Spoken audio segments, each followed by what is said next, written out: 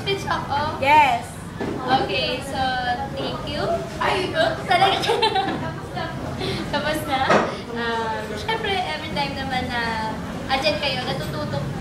Hindi lang kayo, kung hindi, pati na rin kami. And tapos naman ako kasi doon sa experience and doon sa mga learning na nabibigay niyo sa amin.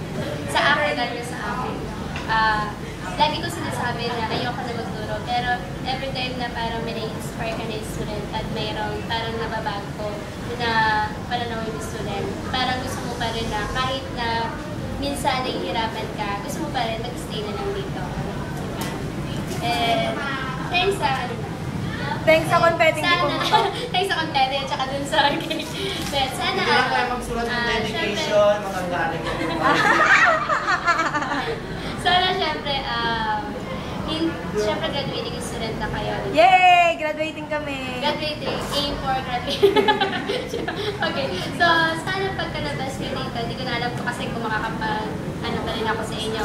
Paglabas nyo dito sa, lahat ng natutunan nyo dito, through yung sa mga knowledge na bigyan ng mga instructor nyo, at saka yung sa attitude, saan i-apply nyo doon. So, sa labas. Sa penalty. Yung ginagawa natin ng penalty, hindi para mapagkakitaan lang natin sa diba? Para pati kayo madisiplina. Huwag kayo tumulan sa akin na everyday late, diba?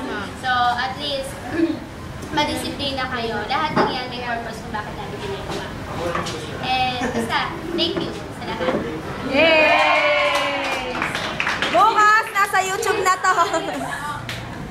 Bye-bye. Bye-bye ka dito.